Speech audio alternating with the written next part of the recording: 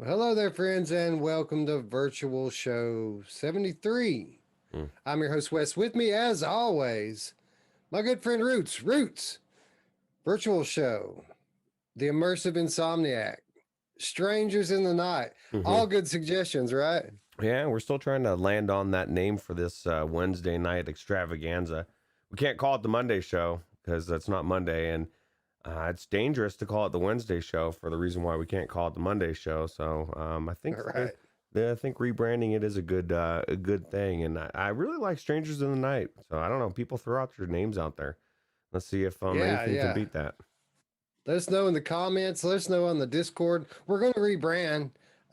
We've kind of got a channel makeover in the works. We're going to make the whole thing over anyway. I don't think we're going to rebrand the channel, but we're certainly going to rebrand this this show. And I think we probably should lean into the fact that we're the only late night VR podcast. There are zero others that I know of. Maybe I'm missing something, but in the world that I live in, we're the only one. So that makes it real easy to say we're the best. Yeah, the best late night. That's right. So, yeah. So let us know what you think, and kind of psyched to rebrand it. You know, the virtual shows was sounded so good, but then just guys talking about it in chat, I was like, yeah, I like a lot of these ideas. So that's good. Yeah, Radio Rant says Strangers in the Night is the best, and he's going to call it that from now on, no matter what, anyway. That's a good idea. Wes, I feel short today, bro. I can't seem to get my camera fixed properly, and I was kind of in a rush. It's You snowing need outside. your wheelchair lever on the left there to just Yeah. kind of move you up a little bit, Oh, right? well, I'll tell you what, dude, don't make the mistake of putting it on the right because, well, we'll get into that later. But that was a mistake I did. So, it was weird. It was weird, Wes. Anyway, well, what a show, dude. I mean, we may be the last VR podcast of the day or the first, depending on how you look at it. But we got the lineup today, man, like no one else. Two new games coming out tomorrow slash today that we've already had a chance to put some time into. And Roots, according to many, the news of news. And we're not going to lead off with that. Obviously, the topics always last on the show, but a lot of the people, surprised over the last 24 hours. I can't say that I'm one of them. What I can say though is, I told you so. I told you so. Roots, apparently, Sony's not done with VR. Can you believe it? No, would have never thought that they were. I thought they were done. There's a lot of, it's funny because, I was theorizing that there's going to be a lot of backpedaling, as far as what people said. And I guess in a way it was backpedaling, but, it was almost like a rewriting of history. It was like, oh, wait, well, this is what I meant. And Right. I was like, really? Because I could have sworn it was PlayStation VR is dead, bro.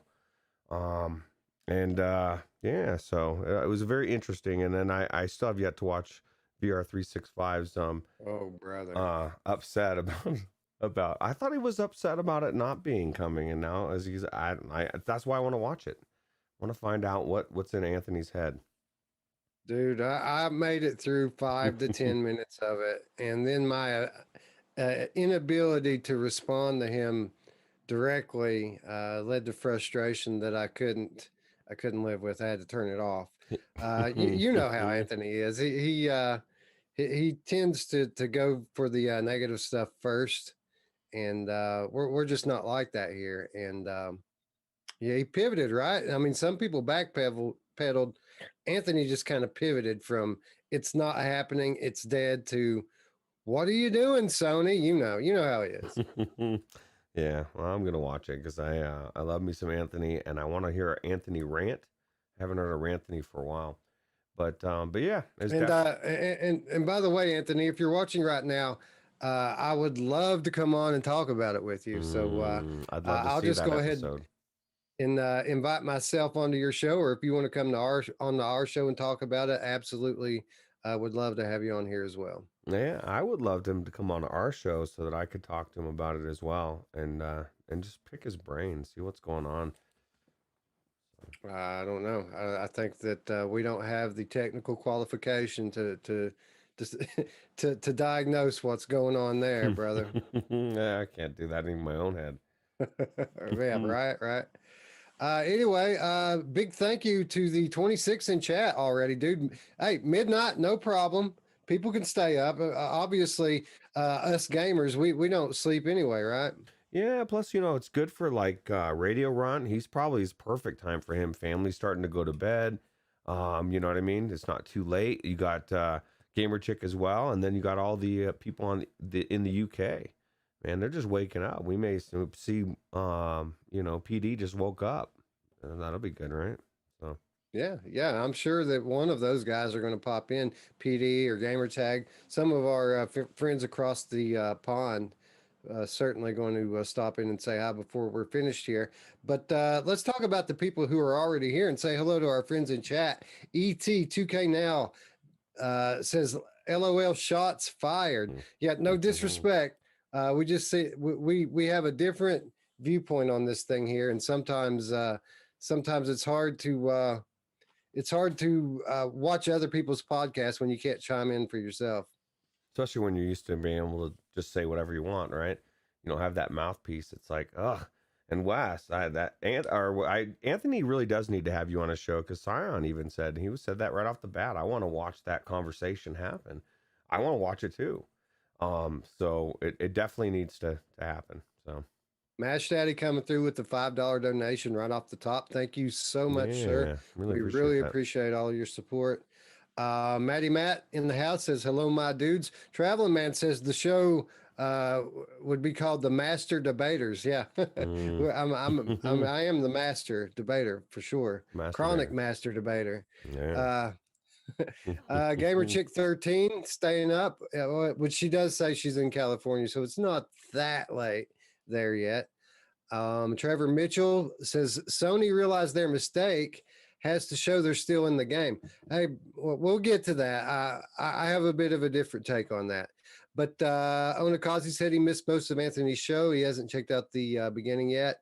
Hack the Game Cat. What's up, Hack? Said he sold his PS5 2 weeks ago. Luckily, it was to his uncle, and he can get it back when he wants it. Well, that's cool. Traveling Man said Anthony actually made good points later in the show. As he does. It's not all negative with him. It's just negative first, right? Scion, of course, showing up because nobody wants to hear about the PSVR talk more than Scion. Yeah, Jason Westmus, hello, Radio Run, Onakazi. Hello, friends. Welcome, one and all. Thanks for stopping by. Yeah, Caleb Law throwing out a $5 donation as well. We appreciate that, man. Definitely throw super chat in there. Yeah, I always say as long as you're throwing some money, even if you say Ruuts, I like your beard. I like to hear that. Wes's ponytail. People like to talk about that all the time. So my ponytail actually breaks the green screen, so I have to keep it tied up tight because if I let it out, I'll all of a sudden have this green aura around me. Well, that's never good. I'm battling the shadow today, bro.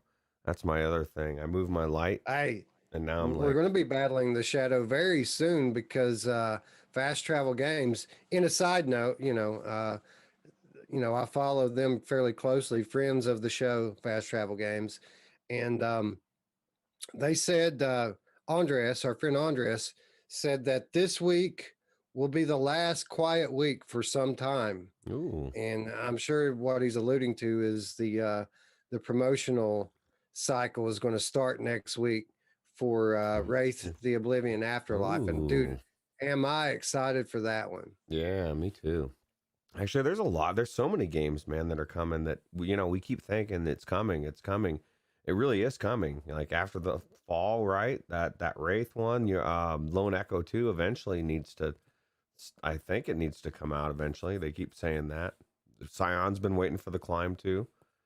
So yeah, Climb 2, we got a release date for that just a day or two ago. March 4, I think it was. Yeah, I'm kind of psyched actually. I kind of, the first one was cool, but obviously this one's gonna be better because it's gonna be like more buildings and stuff. I think that'll be a lot cooler. Cool Yeah, yeah, atmosphere. it's not all natural scenarios. There's some urban ones as well. So kudos to them. Good on them for trying to keep the format fresh. I mean, there's only so many things you can climb, right? Yeah, yeah, absolutely. Although, man, I like they could let me just climb like stuff in New York, like landscapes, or like I don't know, Mount Rushmore. That'd be pretty cool. Yeah, and I think that I think going forward that they can change their formula up a little bit. You know, there could be some reasons that we're climbing, some stuff going on, maybe something to make it more of an urgent thing. You know, maybe something's going to collapse. Maybe we need to climb out of some kind of deadly thing that's getting ready to catch us. They could pivot if they're creative, and I'm sure that they will. Yeah, sounds cool. Hack says Hyperdash is coming tomorrow. That is true. Hyperdash is coming tomorrow for those of us who didn't pick it up for free off SideQuest. Um, the Gamer Chick says she can't wait to see After the Fall, and I concur 100% on that. Vertigo Games quickly becoming one of the top studios in VR, and this is their going to be their flagship, right? And they've rode Arizona Sunshine to the wheels of just about falling off, so it's time for a new game from those guys. And who doesn't love zombies besides Scion and Radio Run? Right, right. Anyway, let's get right into it, man. We got some cool stuff to talk about today. New releases, and I know what you're saying, dude.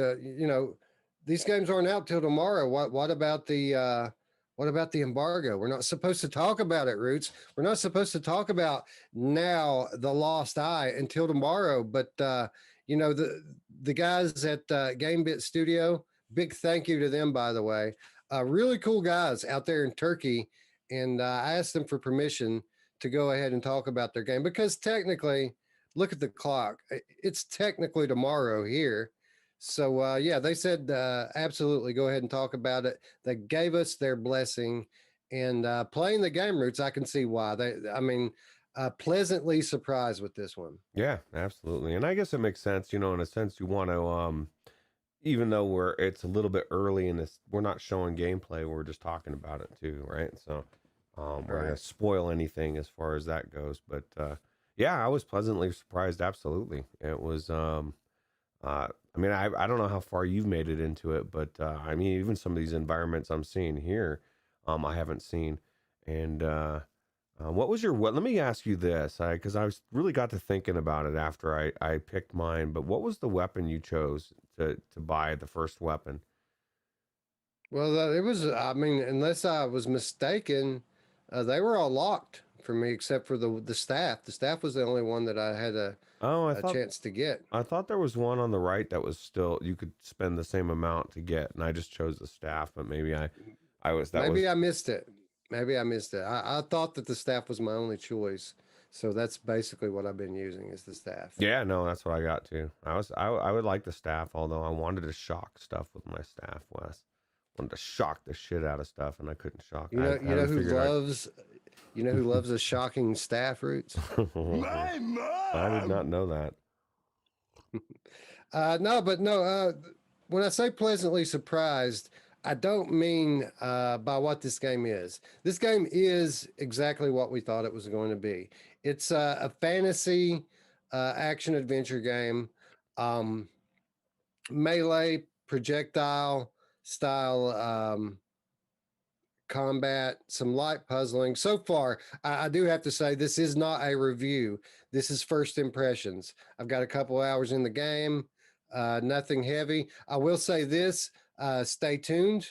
If you're watching this, after the fact, if you're watching the replay, there probably is already a gameplay up on our channel. I'm going to put some gameplay footage up in the morning with some first impressions commentary on it as well. But you know, when I say pleasantly surprised, it's because I know that this is a small studio, and generally, when you're dealing with a release like this from a small studio, first time VR developer, I mean, maybe I'm just pulling that out of my ass, but I'm not familiar with anything else they've done. Um, there's generally some day one jank, right? I was expecting a bit more of a rough experience, especially considering the fact that these guys were adamant when they gave us the key. They were adamant, made sure we know that this is a beta version. This is not this is not the final release. In fact, they're only launching it in the early access. This game is going to continue to evolve and be polished. So I was expecting an experience that was a bit rough around the edges, and that's not what I saw here. I saw a very polished, well thought out game with the great user interface and solid voice acting. Yeah, yeah, absolutely. I found the same thing. I did find that I enjoyed killing those monsters with my staff, though. That was fun. I was just seeing, I'm lamenting, Wes. I keep thinking about the other weapons I saw on there, and I want to try some of those weapons. I haven't got to any of those yet. I haven't tried throwing anything either, although I don't know. I've thrown enemies. What about those frog guys that throw the apples at you? Aren't they annoying as hell? Yeah, absolutely. Well, and I thought I was supposed to eat the apples. I kept trying to catch it and eat it, and I'm thinking, what Well, is you going? can. Well, you can, yeah. And I was thinking, well, why does this guy keep throwing this at me? And then I realized, oh, this is an enemy. Right. But no, I liked everything about it so far that I've seen. So I don't know. Yeah, the frog guy, interesting because he's kind of like a pseudo enemy. He's throwing apples at you, and it hurts you. If you let them hit you enough, they'll kill you. But if you just pick the guy up and set him down, he immediately cowers and just runs away. Oh, really? I did not know that. Um, So he's a little wuss, huh? I just smack yeah, him a couple times around with the staff, and he just dies and goes yeah. away. Well, the first one I threw over the edge because you start the game off in like this, uh, this village in the clouds, we'll call it, because you're basically on platforms through the whole thing, and you look down and there's just clouds moving around. So the first one I just tossed off of that. The second one I was a little bit upset with because he snuck up on me and hit me with an apple. So I grabbed him and I just started ramming him into like the platform, and it knocked him out. And I left him there for a while, knocked out, and then I decided that he should probably go be with his friend, and I tossed him over the edge as well. Mhm. Very, very violent there. So you smash his head into the thing. Yeah, no, I just smacked him a couple times, did a couple point. Now, there was one thing that I didn't, and I don't know why. I guess if you open up your bags and stuff, and you try to put the staff in there with your right hand, it won't let you close the menu. So that's a tip right there. Make sure you have it in your left hand Well, to say put it that in again. there. I didn't make out what you were saying So there. you open up, say you've opened up your menu, right? And that Mm-hmm. you with your button, your menu button, and you grab the staff, and you go to put it in your bag and let go. It won't let you let it go because you've opened it up with the control same hand for the controller. You've opened the bag open. Now it won't let you put the staff. I had to switch the staff to my left hand to put it in there to allow it to let me to do that. By your look on your face, it doesn't sound like that was happening to you. Yeah, no, I didn't experience that at all. I had Oh, no trouble that's putting weird. the staff because I only use the staff in my right hand. I never put it into my left. So yeah, That is weird. No, yeah, no. So if I opened up the menu button, man, I that's what I was encountering anyway. Onikazi says, "Village in the Clouds." Is this an unofficial sequel to Journey of the Gods? No, but it is that type of game. I don't know if I'd put it on the level of Journey of the Gods just yet, but again, early access title, and I'm just in the beginning of it still. So definitely going to continue to play on in it. So stay tuned, and we will give you some more solid impressions as we get further along in the game. Yeah, it's definitely got that Journey of the Gods feel though, right? You got the different weapons, the different mechanics. You know, you're learning as you're going along. You're fighting different bosses. What's kind of cool is it's got those magnet hands, kind of like in Half Life. And so, like, no matter what you pick up, and that was another thing that I was impressed with, Wes, is like I was grabbing everything by accident, because I could grab everything. You know what I mean? Like, there's you go into a room and there's like all these books and bottles and just a shitload of things everywhere, and you can grab onto anything and yank it to you. And so I'm trying to grab a square, and I'm like, all of a sudden, all because I'm not really trying to grab the right thing. All of a sudden, I'm pulling all sorts of shit. Then I realized I could interact with everything. You can knock everything over. I mean, it's very, very elaborate, and as far as that goes, right? So you can definitely interact with a lot of stuff.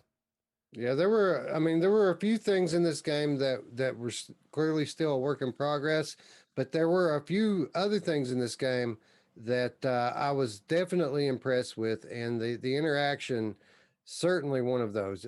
Yeah, there's a good implementation of magnet hands in this game. The way it works is you pull the trigger and point at things, and they'll be highlighted, and then you squeeze the grip, and they'll come to your hand. And what really impressed me, Roots, again, this is a small studio. Um, this is a Gen 2 VR game. And you know, if you watch our channel, you know what I mean by that. There's physics involved in this world. Your hands don't just pass through things, you know, and when you pick up large objects, they have weight. Like they're not just everything completely light. Like if you go to try to pick up a giant barrel, you can try, but you won't lift it very far because it's very heavy. And you know, everything with the different sizes and different materials, they all have their own weight, which I found very impressive for a game of this or a game from a studio of this size, rather. Yeah, yeah. Not only that, but visually, especially in the beginning, like when that portal opened and those guys came through, and I was like, "Oh, dude, this is badass, bro!" Like it just was really cool and made me want to get into it more. So I think this is Now, going to turn out to be a good one. Delirium Drew in the chat says that he missed it. I don't know what he's talking about. Hopefully he didn't miss it, and if he did miss it, hopefully he Oh, catches the dude, replay. I'm hoping he missed it big time, dude. Actually, I played some some Pop One with Drew last night. You saw. We had a lot of fun, dude. That was fun. It was a good time. Yeah, dude, you were pop one, and with my firewall squad, you had Drew and Hack in your squad, and when I was playing firewall, these were my dudes. This is who I was playing with. Yeah, dude, that's the first time I got to hang out with Hack. Hack's pretty cool, dude. I didn't know that he was already a fan of the show and was already watching, and I was like trying to tell him, and Drew's like, "No, he already watches." I was like, "Oh, okay." Alex VR stopping by says, "Great to see you guys live at this hour." Yeah, man, I think we're going to just lean into it. You know, we always try to get on as early as we can, but with work and everything, it never seems to work out that way. So I think we're just going to be a late night VR podcast, the only one that I know of, and I think we're going to rebrand, probably go with Strangers in the Night, and just have Strangers in the Night late night VR podcast. Yeah, but the same name will still stay the same, right? That's the only problem. The channel name? Yeah, What are you talking about? yeah, the channel name. There's no problem with that, bro. I mean, I don't have a problem with that anyway. Yeah, absolutely. I mean, if it's a problem, we can change the channel name too, bro. We can do what we want. No, but that requires starting it from scratch. Remember, that's why Anthony did the VR 365. He had to start over from what was it, game rankings, VR game rankings he was under before. Oh, that is right. There's something about our account type that wouldn't let us change our name because I was going to add VR podcast onto it, but for some reason, where we have like what's it called? There's like a brand account versus a personal account. We have both open simultaneously. For some reason, I have issue changing the channel name Yeah, here. So, I don't know if you could yeah, change it. So, but we could not sure. name the show. So Absolutely. But anyway, very impressed with the physics and interactions in the game. Really impressed with the user interface right off the bat, Roots. As soon as you boot the game up, they put the options menu right in your face. And, you know, it's the options that you want to see. You can switch it to full locomotion. You can switch it to smooth turning. Everything's fast. Like a lot of the times with these new VR developers, you'll turn the speed all the way up with the turning or the walking. The walking I actually found a little too fast. Had to turn it down a little bit. So very impressed not only with the options that they gave us, but the way you interact with the menus by grabbing the little stones and moving them around. Very creative and you know, impressed right off the bat because of that. yeah, Yeah, and look at all this scaled statues and stuff. I just was impressed with the way everything ran as well and the way it looked. So, but trying to think of what I was just about to say. Gamer Chick says virtual strangers in the night. Yeah, that's true. That works, right? Yeah, we are the virtual strangers in the night. Um, let's talk about a little bit about the way this game looks, Roots. Not the most detailed of like textures in the game. It almost looks like a quest game, but that's not necessarily a bad thing, is it? Depends on who you ask. Yeah, you ask some people, Right. it's the worst thing in the world. I think it looked good. Everything was clear, sharp, and was colorful. But yeah, I guess some people could say that the graphics were a little bit. I mean, obviously, you're gonna make it. I'm sure that they want to make it on the Quest, right? I mean, it is the number one headset out there right now as far as people coming into VR. So you're gonna want to cater to that as well. But I thought it looked really good. Yeah, yeah, it does look really good. And again, you don't need super detailed textures if you have the right art style. And they had the right art style. They lean in to the lighting. They lean into there's a lot of bloom, a lot of glowy colors and particle effects. It's a very good looking game, in spite of the fact that the textures are a little bit plain. Yeah, yeah, I agree for sure. Sound design, very good. What do you think about the enemies and the combat routes? It was fairly easy to start off with. I like the diversity in the enemies. Even though they all basically do the same thing or almost the same thing, I like the way they look. Um, it's mostly melee combat at the beginning, but you completely have to dismantle these guys to get them to stop. Like literally, uh, I'd beaten one of those wood guys down to where he was just a torso and an arm, and this thing was crawling at me, Roots, with its one hand, just whatever dark magic is possessing it and bringing it to life, will not rest until it destroys me or I destroy it.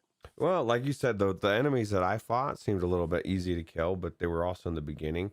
At least for the melee, at least for the staff, since they're working on, they're still, this is a work in progress. I'd like to have a little bit more feedback when I hit them, like make it feel a little bit more of a, like you've hit them.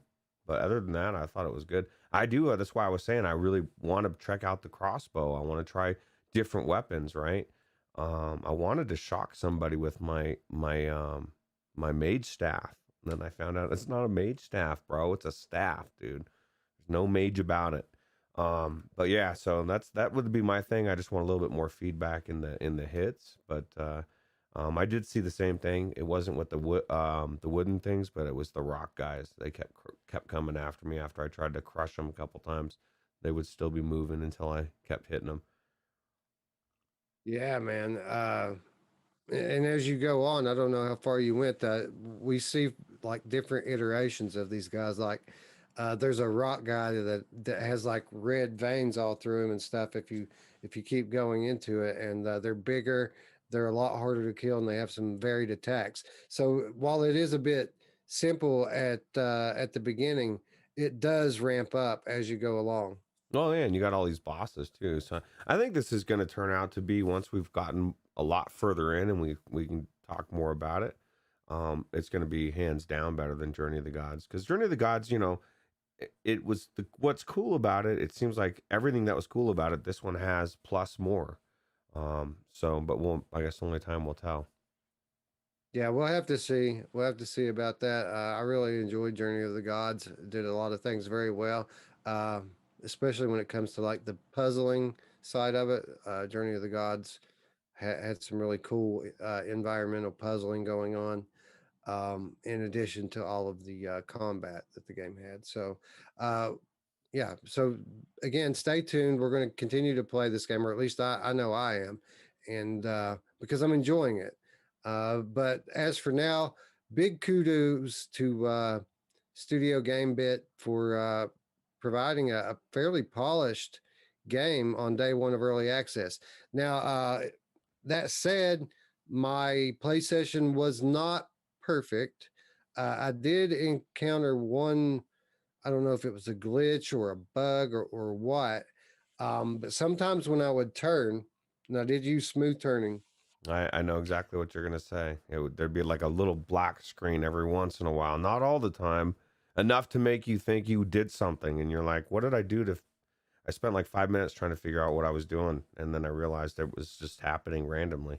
I think. So I thought maybe it was an Oculus Link issue, but you're saying you had the same thing on your Oculus Rift S then. Yeah, yeah. So, and it wasn't game breaking or anything, but it was just like you would be turning normal for everything, and then all of a sudden you would turn a certain way or something, and it would almost be like a blinder for a second or something. It was distracting. I was like, what the hell? Why is Right. it doing that? I'm trying to look in the settings to figure out how to shut it off, and then I realized that I don't know why it's happening. So Yeah. So what we're trying to describe here is a phenomenon that occasionally, intermittently happened when we were turning. And it was like one of those comfort features where you turn on blink or a vignette when you turn or a blink turn. So when we would turn, the screen would fade black for just a second. And again, you would think that maybe it was something in the menu, something that you could turn off, but it didn't happen all the time. Just every now and then, when you would turn, everything would black out and then come back up. So definitely, obviously, a bug. If it's happening to Roots on a different headset, this is a bug that they'll have to work out, and I'm quite certain that they will. yeah, they are probably already aware of it and working on it. So Well, I'll be sure to shoot the developers an email to make sure that they know of it. yep, Um, absolutely. and again, this is an early access title. I think it was version point 0.88, so they still have a little work to put in before they get to the point where they're comfortable with calling it the full release. Yep, cool. Anyway, a good game. What would you say value wise, Roots? I would say that depending upon length, it would need to be long enough. But I would certainly see this being fair in the $25 range. Yeah. Yeah, I'd say no more than 25. Probably I'd prefer 20, but I mean 25 would be fair for sure. And of course I Uh, have, again, that's without me knowing how long it is, so it has a big right, and I determination. don't know what they're planning on charging for it. Again, probably by the time you guys are watching this, it's probably already available on the Steam store. But I'd say it seems like it's going to be a $25 game, give or take a little bit, depending on how long it is. If it's a really long, fleshed out campaign, then it's a $30 game. If it's a little shorter, then it's a $20 game. Yeah, So agreed. anyway, that wasn't all we tried out this week, Roots. We also tried a game that I've been very excited about for a very long time, Awake In. And we've talked about this game a ton on our podcast. Every time they give us a little more footage or, the developer maybe did an interview, we would cover it because I thought that this was a very unique looking concept for a VR survival horror game. And having played it now, and let me ask you this, Roots, because I was under the impression that we were playing a preview version, that it wasn't the full game, that it was only going to be like this short, preview that was no longer than an hour long. PD said he played through the first one. It took him a little over an hour, and then he played it again, and he beat it in like 45 minutes. Hmm. So I went in expecting that. Um, It's not what you got. but that's not what I got. I went into it yesterday and I played this thing for 3 hours, and it just seems like I'm just getting going in the thing. So I think maybe I'm in the full version. When did you play it, and how long did you make it into it? Did you find an end to it? No. I mean, I think it was a little bit over an hour I was in there. And I mean, it was pretty recent, so maybe somehow we got the updated version or something before we played it. Because I definitely was not. I mean, I don't know if you already played it 3 or 4 hours and you feel like you're just getting started. What the hell, Yeah. bro? I know you're in a wheelchair, but I mean, what were you doing? Were you just chilling around the mansion or what? No, I was progressing on going through the different floors and doing everything that the game told me to do, just progressing through objective after objective after objective, trying to escape. It did Okay. not seem like a preview build to me. It seemed like the full game. Now, that said, this was just yesterday that I played this. Mm, I tried to play it a week ago when we got it, but as many of you know, I was at literally when I was playing the game, my power went out and it stayed out for the better part of a week. So I didn't have a chance to play it last week. When the power came back, it was showtime. So I had to do show prep for a day. And then yesterday I finally got a chance to get in and play it. And I don't think it was the preview version, Roots. I think I was playing the full version because again, I put exactly 3 hours into the game and no end in sight here. wow, that's pretty good though for content wise, man. If you're going 3 hours in and you still feel like you're just starting, that's pretty good, right? Yeah, I've uncovered. See, this is why I think um, that it's the full version because they told me that the preview build wouldn't have any kind of story spoilers or game spoilers in it. But I'm uncovering the story, right? I'm figuring out what happened here Mm. and in detail. So, I mean, that's the opposite of how they described their preview. So I think that I was in the full version, and I've got a bit of a mixed reaction to this one. I'm enjoying the game. It's a great concept, just like I knew it would be, and a beautiful game. Let's start with that, Roots. Good looking game, right? Yeah, it's very beautiful actually. I love the environment. Like especially when you got through this first door and you like opened up into that the foyer and just that whole room was just like really cool looking. I like this type of environments though in these type of rooms. And this really had a really good for me a good escape the room feel. You know, like a lot of escape the room feel games don't have the feel of an escape the room.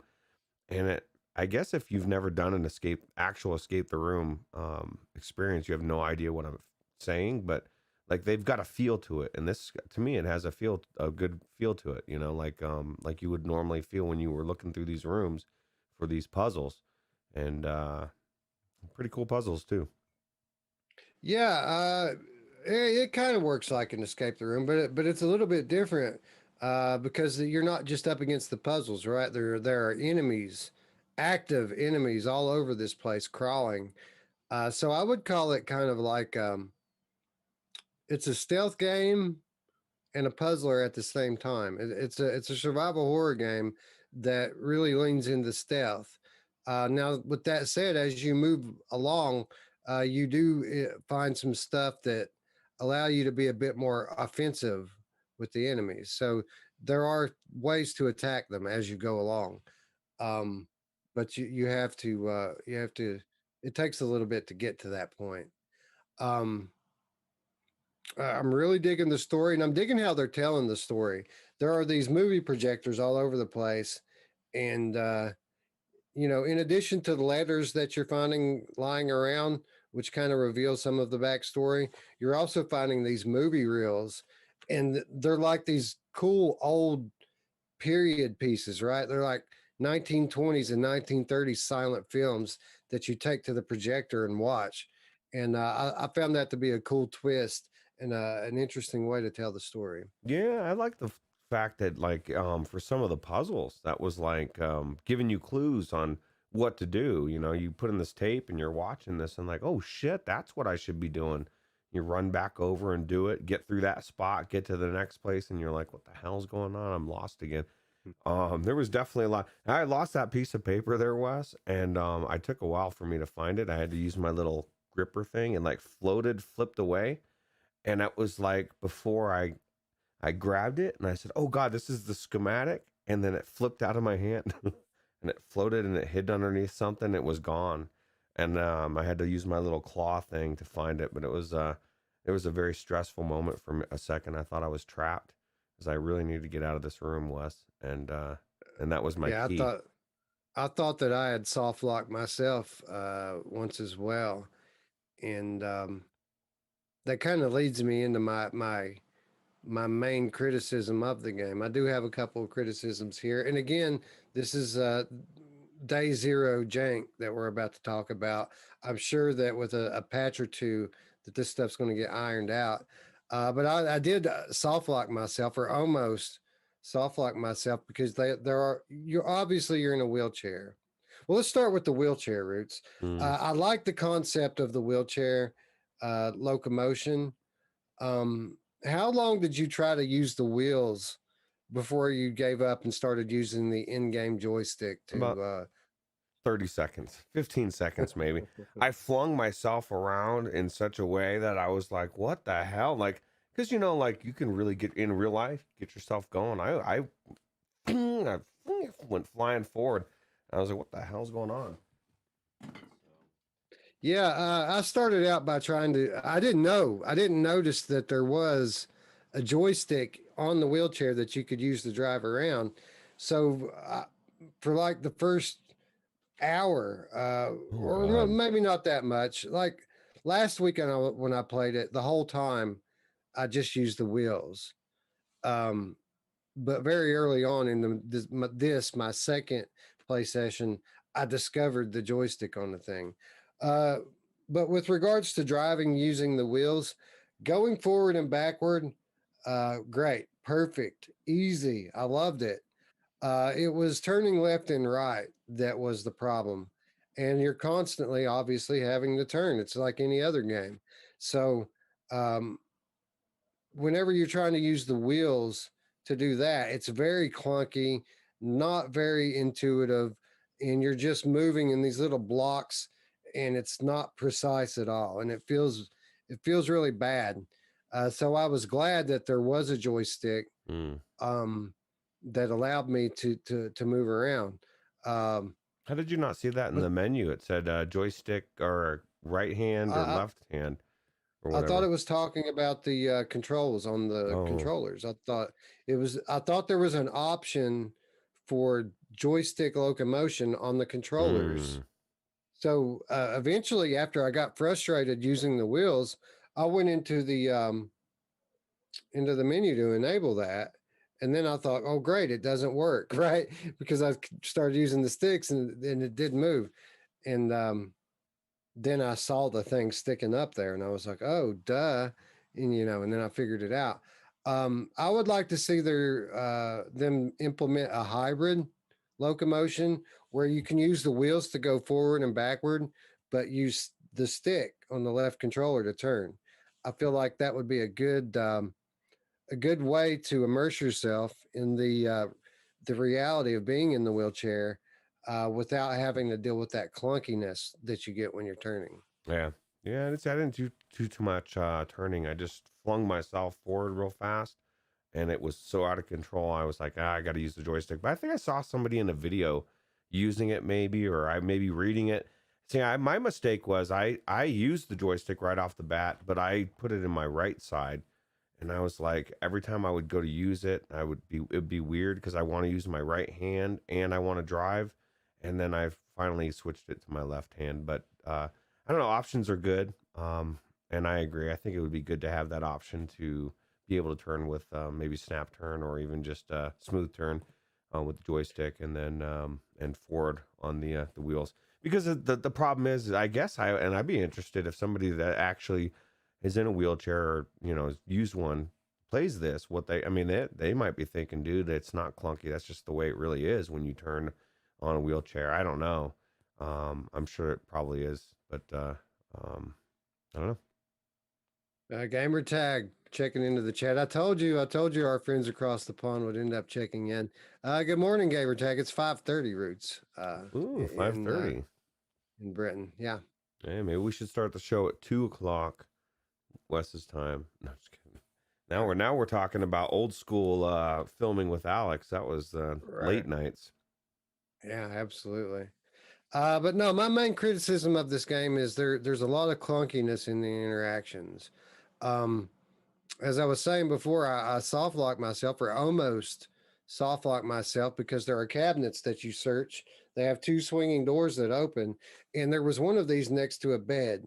So I wheeled my chair in between the bed and the cabinet, and I opened up the cabinet doors, and then I couldn't. They wouldn't shut, like they were just stuck open. So I had the bed on one side, the cabinet on the other, and a door on either side of me, and I couldn't get the doors to shut. So I was just stuck. And Just climb over the bed. Oh, wheelchair, right, wheelchair. right, you're in a wheelchair. I tried that actually to wheel over the bed. It took me 5 or 10 minutes to finally wheel out of it, but the I found that there was a lot of clunkiness in the interactions with everything. Like um, sometimes uh, you would be able to grab a handle on a door or a drawer or something, and then other times your hands would pass right through it. You have this flashlight, for example, and the way you turn the flashlight on and off is there's a toggle switch on top that you have to hit with your hand to turn it on and off. Sometimes that was as easy as just reaching up there and doing it, while other times your hands just pass right through the uh, the switch, and that can be frustrating when you're on your last battery and you're trying to conserve it so that you don't have to try to play in the dark, but you can't turn the thing off because your hand keeps passing through it. I found that there was a lot of these types of things that kept pulling me out of the game.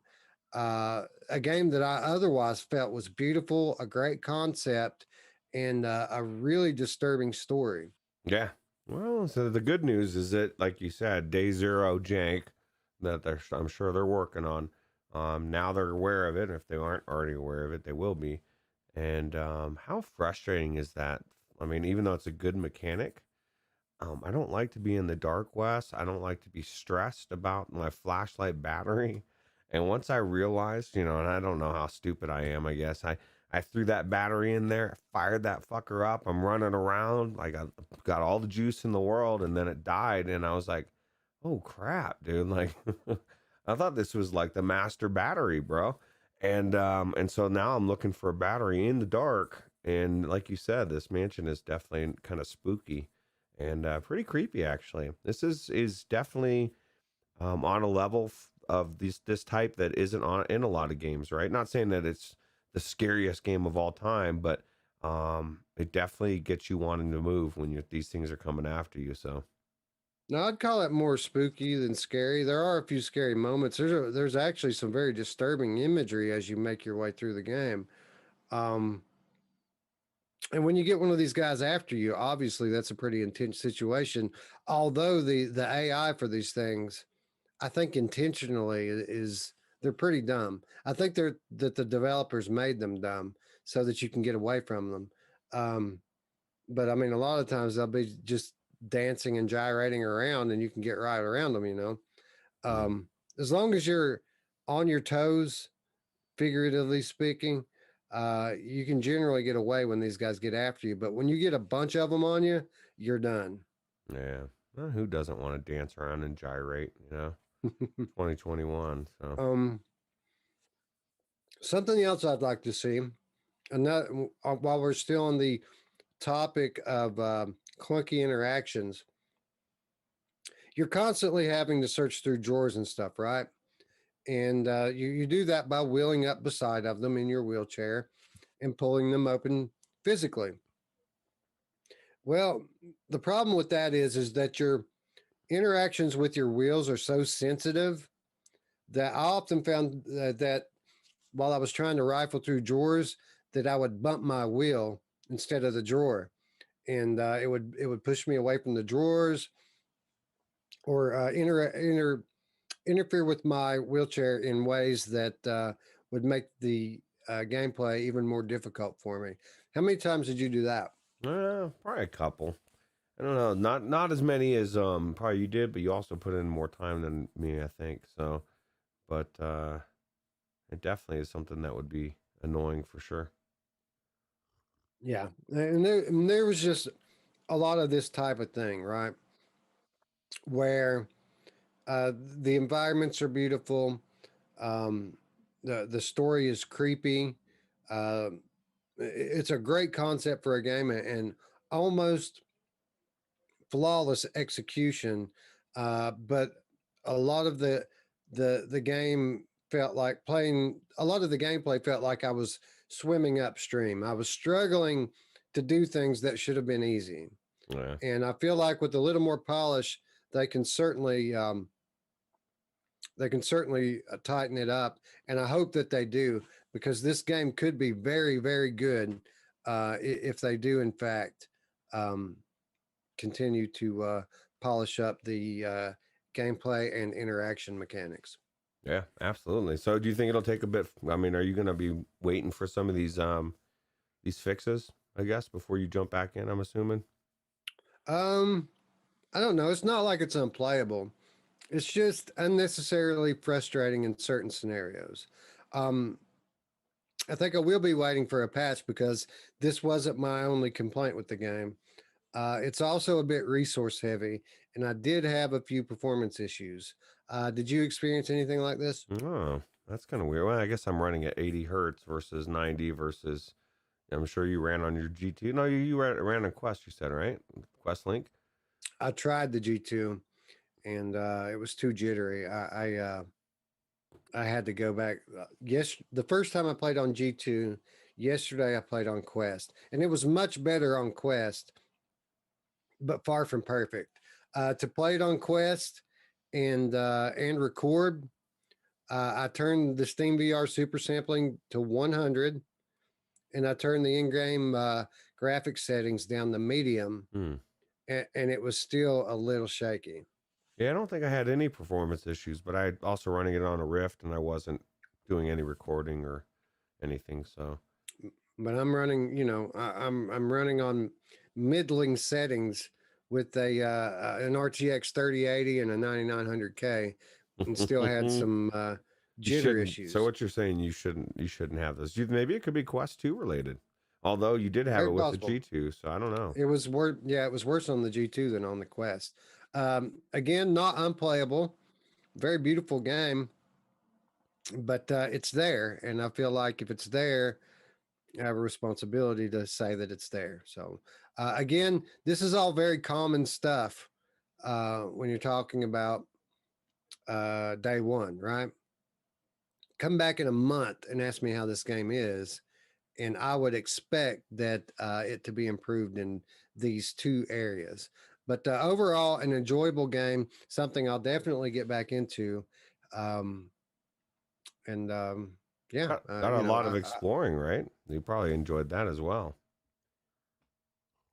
yeah, it was cool. It was like it was actually a lot like Hinge, to be quite honest, in the way the game looked out, and in the way, I'm sorry, the way the game was laid out, and the, the aesthetic. I mean, the rooms look very similar to Hinge, didn't they? Yeah, yeah. It was definitely a beautiful game, and see, I don't know. I didn't get as much further as far into Hinge, and I need to get back into that now that they got the fixes.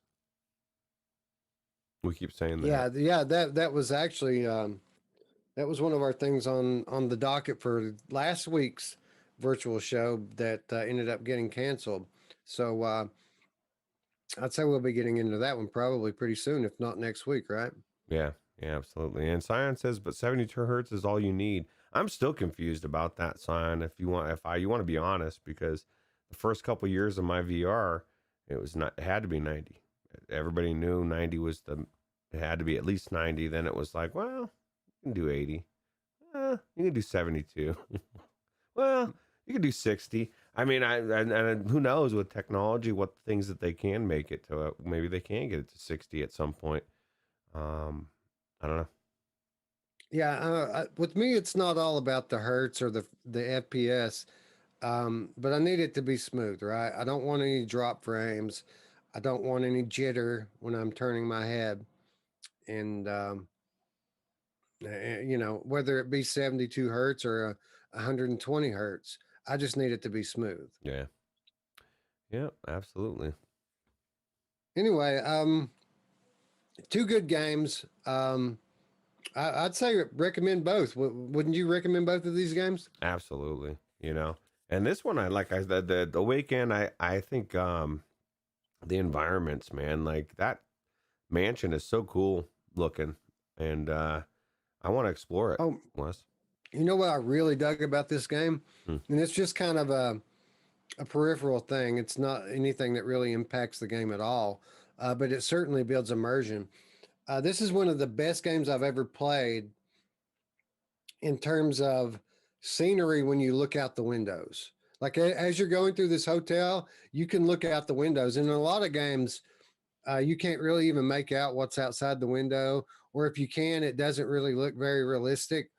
This game looks dead on real in a lot of ways when you're looking out the windows. You see the other parts of the hotel, you see trees and things out in the courtyard. Very cool looking. And it really helped give the game depth and help to immerse me in their world. Yeah, well, that sounds cool. I didn't take the even think about looking out the windows. Now I'm kicking myself, bro. What if you saw people frolicking around, running around, like doing everything that a person in a wheelchair can't do? That'd be just to piss you off, or piss me off Well, I mean, anyway. that's pretty much what my mannequin brethren did. They're always dancing and gyrating with their. They have knives for hands and sledgehammers for hands and axes for hands, and they want my head, bro. Yeah, it's not very convenient for you in that wheelchair for sure. It's an interesting story too, how they've come about. With these mannequin drones that keep going around everywhere. You'll also find brains in jars, and I have a See, working theory that I haven't proven yet. I think that these mannequins and their consciousness is connected to those brains you keep mm, finding, and I think that the story kind of bears it out. What's going on here with it, but I don't want to spoil that for anybody. But it's a very, very unique story, and the story is actually might be my favorite part of the game. what do you think the odds that Steve Martin's brain is in one of those jars? But I think it's very likely. Yeah, I think so too. Oh, that's I'll cool, tell you man. what else, man, is I want one of those lights, one of those eyeball lights, where everywhere the eyeball looks, the light goes. I think that's Yeah, awesome. dude, everything in this thing that there's a lot of cool stuff going on in this game, and I do think definitely think if you like escape the room games, stealth horror, this is probably going to be unlike anyone that you've ever played. And you know that it's funny because the wheelchair, you know, there's a lot of games that they try to do some kind of a, I guess you call it a gimmick, you know, a gimmick type of mechanic, and it's always a gamble whether it's going to pay off or not. I think this one is paying off. I think it's a good different way to move around, and if they can just fix these couple things that you've pointed out, and there's the eyeball, I think they're good. Yeah, yeah, for sure. I like what they're doing here. They have a great concept for a unique game, and it doesn't come off as gimmicky at all. Yeah, absolutely. Well, that's what I'm saying is like it either does or doesn't. It either becomes off as a gimmick or it doesn't, and they did it in a way that it doesn't. But there's other games that I've played that are similar, that where it's like Blind, you know, is a perfect example. There, it was a good idea, but it was a gimmicky, annoying thing. It just became annoying, and it was like I don't like this anymore. Um, but I think this is good. Yeah, I think that the in-game joystick controls saved it in that regard. Because if we were left to using just the wheels to get around or teleporting, then it probably would have came off a little bit more like Blind. Yeah. But since we have the in-game, joystick, the virtual HOTUS, if you will, the game felt the locomotion felt very natural to the situation. Yep. Absolutely. Anyway, thumbs up here. I really enjoyed my time in the game. A couple of things made it seem a little rough around the edges, but I definitely saw improvement from last week to this week, and I expect that we will continue to see even more improvement going further. So, big thank you to the VR Bros. We really appreciate you letting us check out your game. And oh, by the way, um, I recorded the whole 3 hours, so I'll definitely be cutting a video out of this too and uploading to the channel. So be on the lookout for that. And you guys you can see what I'm describing here, and you see all the good stuff and the bad stuff as it happens. Yeah, sounds good. Anyway, Roots, that brings us to the topic of the hour, pandemonium, Roots, because Sony finally did it. They finally said what, let's be honest, what we already knew, Mm. that they are committed to VR and that PlayStation VR is going to have a successor. This past week, via the PlayStation blog, they revealed their plans to unveil an entire new VR platform for PlayStation 5. A few tidbits were dropped here and there, and we know, Roots, that this is a coordinated marketing campaign because along with this blog post, we also had Sony CEO Jim Ryan give a couple of interviews, one to the Washington Post.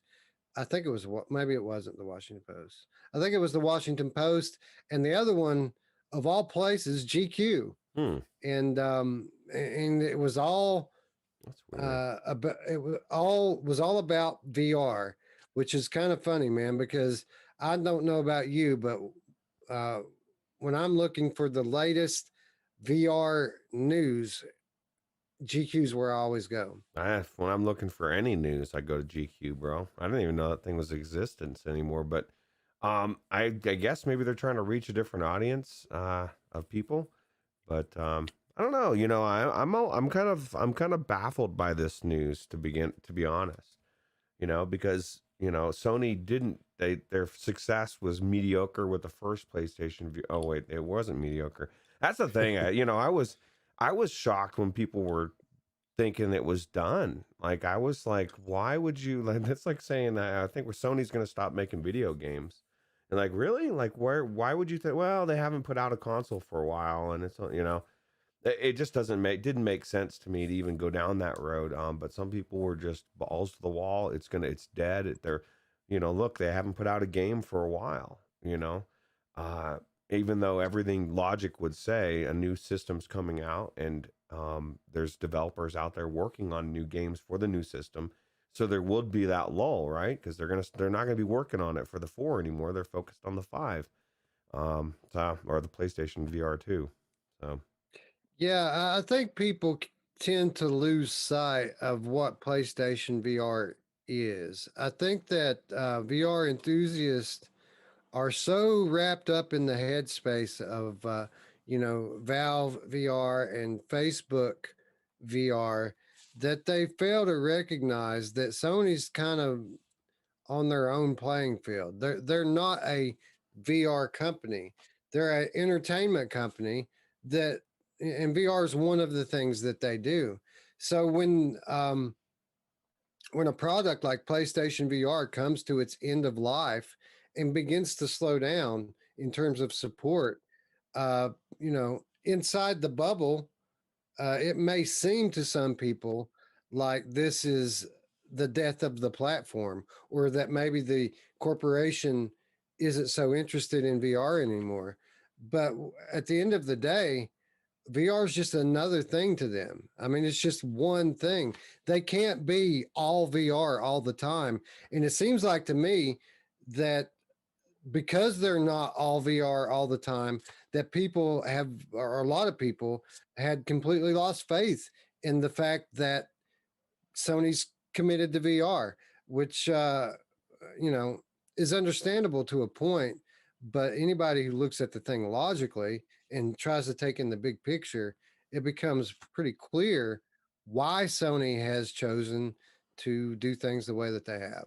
Yeah, well, that's the problem. Logic is out the window. 2021, it's not there anymore. So I could understand where people could get confused, but I don't know. To me, it was an obvious move to bring out a predecessor.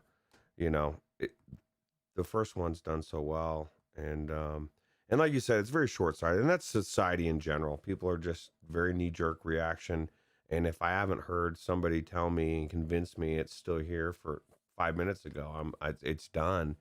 And they just run with whatever their worst idea is in their mind. So I don't know. It's weird. All right, so we're going to get into what was said about the upcoming new PlayStation VR. Not that there was a whole lot that actually was said about it.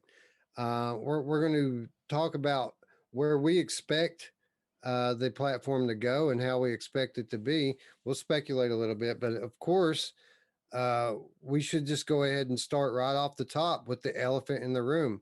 The negative Nancy's out there, the naysayers, they're all saying the same thing, Roots, and they started immediately.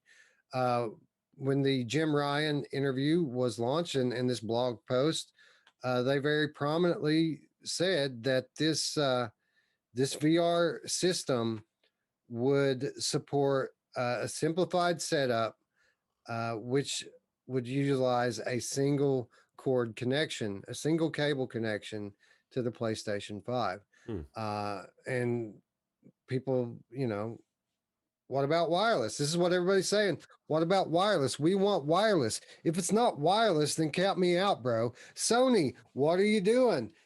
Facebook has Quest, and you see how many of those they sold, and it's wireless. Why aren't you doing wireless, Sony? Why? So I think we should start off by tackling this one because I've seen both sides. I've seen the negative people say wireless or bust. I've seen the positive people with their justification of why this isn't going to be wireless. But I feel everybody's kind of missing the point here with why this isn't going to be wireless. So let's start with that, Roots. Well, let's start with this. Did you expect that this was going to be wireless? Because I'll say right now, I did think that this was going to be a wireless connection to the PlayStation 5. Um, I was a bit surprised when they said it was going to be a cabled setup, but then in hindsight, it made perfect sense to me why it wouldn't be. Yeah, yeah, it would make sense to me as well. And it's funny because I I don't think people think outside the box, Wes. They're not, they're thinking I want the high fidelity, I want the AAA, but I don't want to pay for it. I want to, in a sense, not with financially, but I mean, everything costs performance wise, right? So if you want to put it wireless, then you're going to have to make some concessions, right, with the games. Certain things are Right. not. You're gonna have to not push them as far. They're not going to be able to make them as high fidelity as I would like them in the PlayStation 5, right, for the VR. Well, well, that's the conventional thought. When people say why not wireless, that's the conventional thought. People think, um, well, I mean, by plugging it in, you're going to enable a much more higher fidelity experience, and that's pretty much what Sony kind of alluded to when they revealed the cable tidbit, was that it was provide a high fidelity experience. That's true. Um, so when these people are saying why not wireless, and then the other side says because it's high fidelity, this side says, well, I get that, but why aren't Sony trying to compete with Quest, with Facebook? And I would say at the same, there's two things people need to realize here at the same time. One, first of all, that I don't think Sony really sees Facebook as competition because, as I alluded to at the top, Sony's not just a VR company. And even inside the realm of VR, Facebook and Sony have two totally different goals with what they're trying to achieve. Facebook's trying to turn VR into this big social platform, right? Games are just kind of a secondary thing for them, where Sony is an entertainment company. It's all about games for Sony. And it's not just about having mediocre, watered down games. It's about having high fidelity games.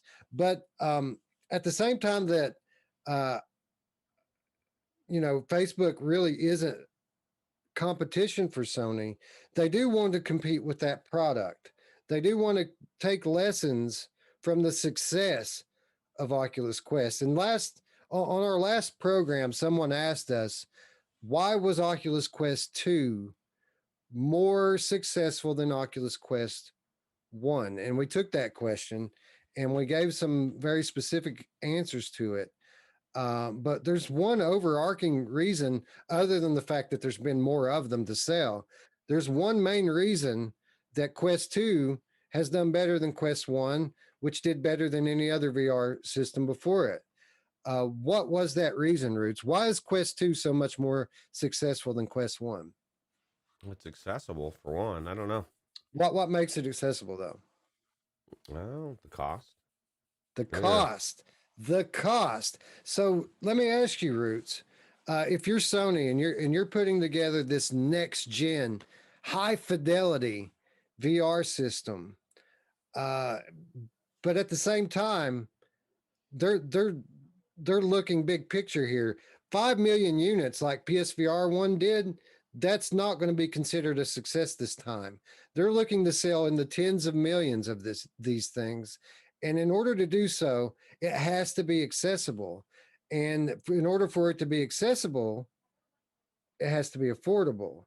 And the last PlayStation VR launched around $450 to $500 just for the basic kit. I don't think that they want to launch at that price point this time. I think they want to get it under 400, somewhere closer to 300. And I feel like if they're going to put in this high tech wireless functionality that allows for their level of quality, remember, high fidelity is what, that's the most important thing. They want to have these big first party games, these high fidelity VR experiences on, on high resolution screens with wider field of view. If they wanted to do this through the air, you're talking about something that's going to be quite a bit more expensive to manufacture. And the only way that they can do that is either by eating that cost or passing it on to the consumer. And if they pass it on to the consumer, then they're not going to be able to sell a lot of them off the top. And I feel like more than anything, that's probably why we're not getting wireless in the base model. Now, with that said, they didn't say that there would be no wireless.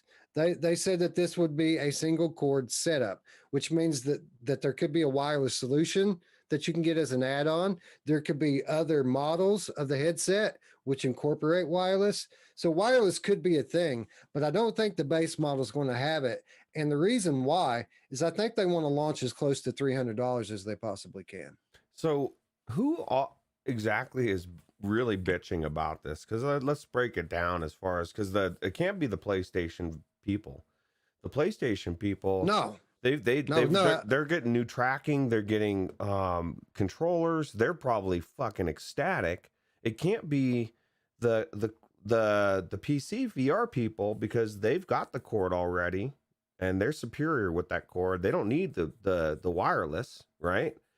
And a lot of them are that's what I found kind of funny, because some of them are PC people. That's what I'm saying. So they're being a little hypocritical here, because this same criticism doesn't get levied at the PC products. I mean, yeah, people pine away for a wireless solution for Valve Index, but nobody like sticks it up Valve's ass because it wasn't included with the $1,000 kit at launch. Count me out. And these are the same people that are like, man, a year ago, I'm like, well, I would love the Sony exclusives, but the tracking controllers, fuck you, count me out, Sony. Oh, you're fixing the controllers and the tracking? Oh, it's got a cord? Fuck you, Sony, I'm out. I just a single cord. And let's talk about that for a minute, dude. They're saying this is a single cord setup, which means, well, most people take that as meaning that it's not going to have a breakout box, which I'm not convinced of 100%.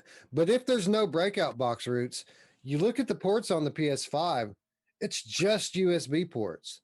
That's all there is. There's just USB ports. If you're not doing a breakout box to split your HDMI signal, like the first generation, then that means they're going into a USB-C or a USB 3.0, which I find interesting. Yeah, that is interesting. But why would they not use the breakout box? Could just be one cable from that breakout box, meaning that one thing. Because it really, because you had the two that I don't know exactly how that thing works now, but it was more of a pain in the butt, right? So, I think that we could see like a dongle. I don't think we'll see a full-fledged breakout box like we had with the first one. I think we could see like a switching dongle that does split up that HDMI. But then again, these aren't just any USB ports on the PlayStation 5. They call them super speed ports. So I don't know what that means and what they're capable of. hmm. Maybe they're a more capable USB port that will allow for a higher fidelity experience. Um, but I think that all these people that are pining away for wireless need to take a look at the other things that was said about PlayStation VR. The confirmed things that we know we're getting. They said, Roots, they said more resolution. Most people think more resolution in 2022 is going to mean 4K per eye. Now, I see that could be a real possibility. I don't know that I would necessarily think that's the way they're going to go, because having used the G2 at 2K per eye, I can say that that would be a huge jump for PlayStation to have that kind of fidelity. Now, they're also saying wide field of view, right? So not only do we get more resolution, they're going to stretch the picture out, and you're going to have more field of view. Both of these things more taxing from a resource perspective. It's going to be more taxing on your machine. That's more pixels to render. And if we're doing wireless, that's more pixels you got to put through the air. Yeah. Not an easy thing to do. And even if it were an easy thing to do, again, not a cheap thing to do. And again, we want to keep that cost down so that we can sell tens of millions of these things.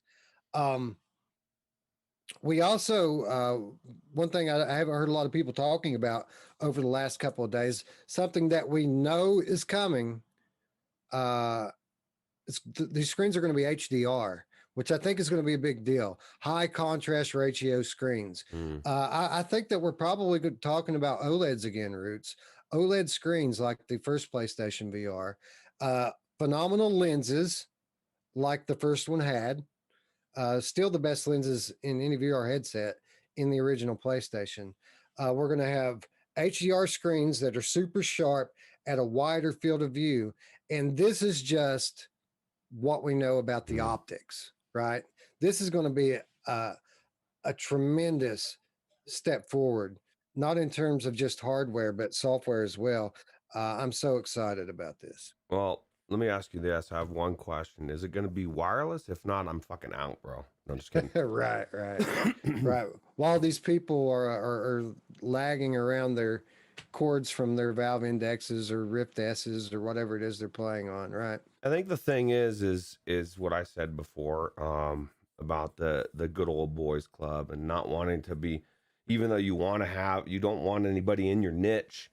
And man, if you've hated on PlayStation VR for several years, it's very difficult to want to come around and say, "Oh, wow, they're going to have good tracking, good controllers. It's going to be a competition."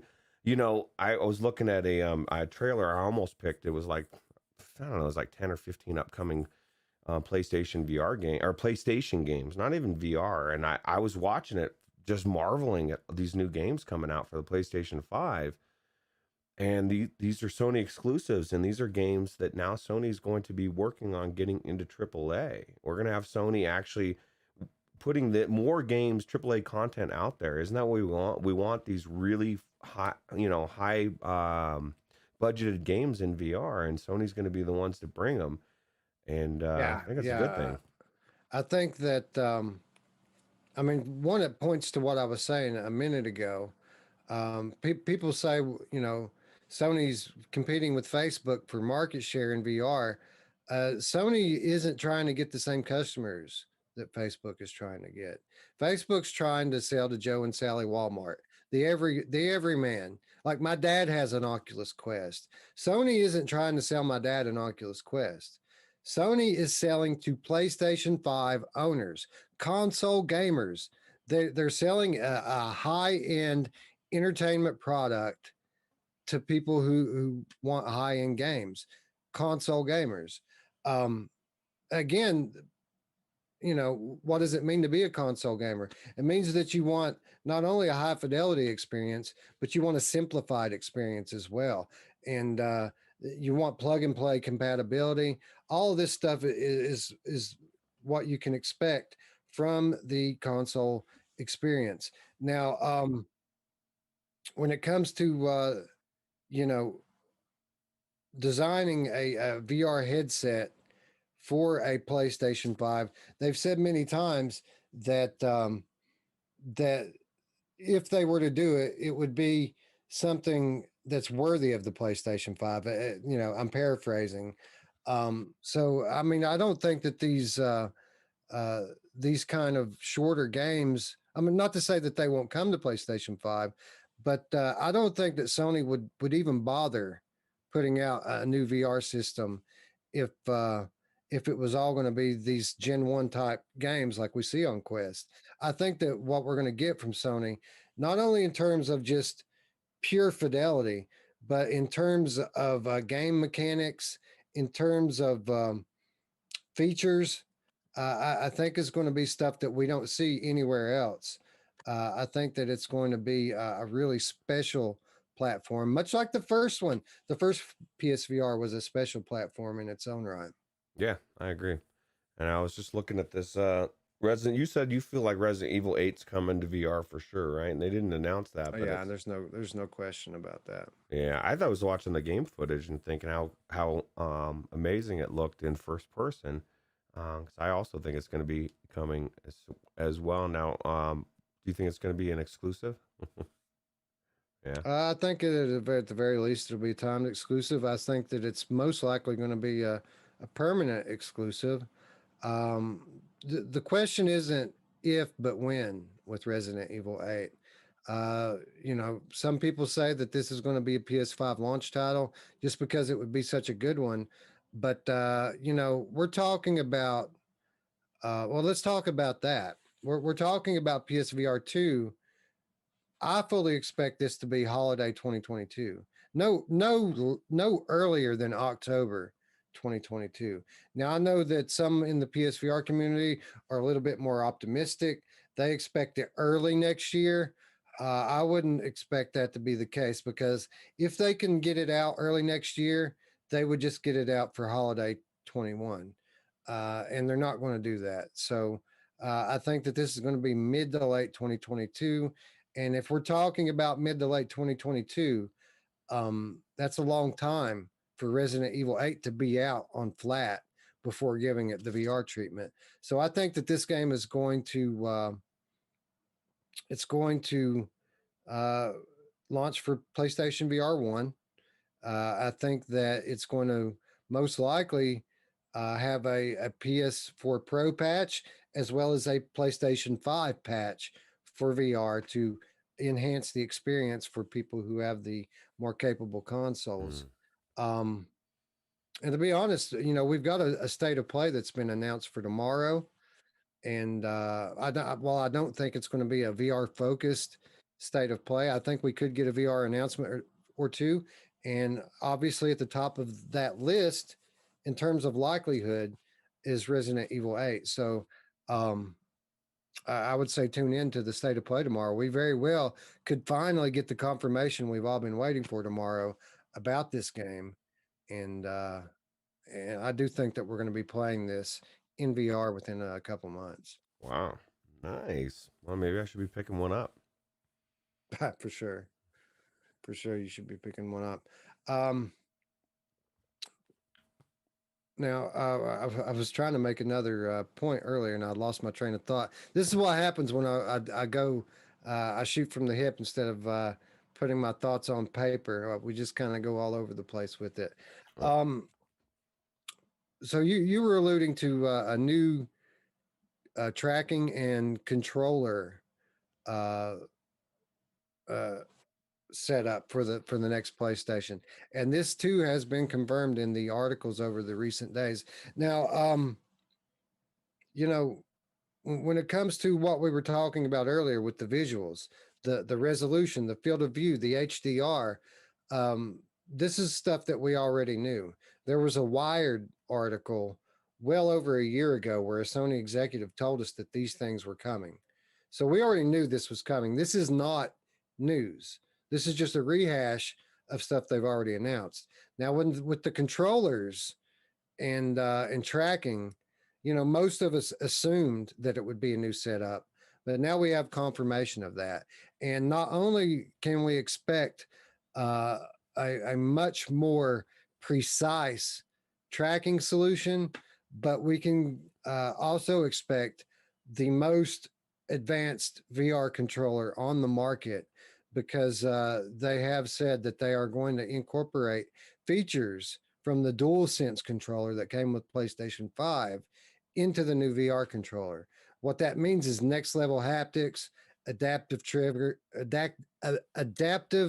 triggers, and most likely, I mean, if you care, there's probably going to be finger tracking as well if the patents are to be believed. Let me ask you this, Wes. Do you think these are finally going to be the index controllers? What were they called before? What was the name for them? It wasn't index. Knuckles. Yeah, the Knuckles. This is going to be the Knuckles controllers we were hoping for, because the index controllers were not. Like, that was the thing, dude. It was like, fuck, man, I want the index just for the controllers, and they turned out to be one of the most disappointing parts of the thing, just because of the way they were manufactured. So maybe these will be the Knuckles that the index valve owners wished they had, and they will become the standard that people dream about having. Right. And again, um, this kind of goes back to what we were saying a moment ago when the Sony executives described the VR system as a VR system worthy of PlayStation 5. When you look at what their focus is with the PlayStation 5, uh, it's immersion. It's encapsulating the senses to the best of their ability. So uh, haptics and sound play a huge part in that, and I think that they're going to look to innovate in these areas on the VR system as well, and that includes these controllers. While it could have comparable finger tracking, and I expect that it probably will, to the Valve Index controllers, it's going to be next level in terms of haptics. So again, I fully expect that these are going to be the most advanced controllers we've ever seen for a VR system, and I expect to see, you know, vaguely, I expect to see other features on the Sony VR system that we don't see now. People, PC guys are going to hear what I'm saying here, and all they're going to hear is Wes saying that PSVR is going to be better than PCVR. That's how it's going to sound in their mind, but that's not what I'm saying. PCVR is going to be able to do a lot of stuff that PlayStation doesn't do. But at the same time, PlayStation is going to be doing a lot of stuff that PC doesn't do. So certainly expect they're kind of like the Nintendo of VR in a way. I think that they're going to take an outside the box approach, with the goal being to immerse the player in the game uh, more than ever. Like I expect the immersiveness not only from the hardware but the new software that we get with it. I think it's going to be next level compared to anything we've seen before. Yeah. Only time will tell. No, I agree. I agree. I think it's gonna be next level, and I think this is good for VR, right? It's great for VR. It's great for PC VR, to be quite honest, Mm-hmm. because before this announcement, let's say Sony were done with VR. Now you're looking at the Oculus Quest future, where all of the releases for PC VR are either going to be independent titles or they're going to be Quest ports, which, as everyone knows, there are technical limitations to Quest games. Now we have another platform, a third option, right? And due to the cable that everyone hates, uh, we know now that they're going to do what Sony does. They're going to bring high fidelity VR. And while PC isn't going to reap the benefits of the Sony exclusives, what they will reap the benefits of is the fact that there's another platform out there for developers to sell high fidelity VR games on.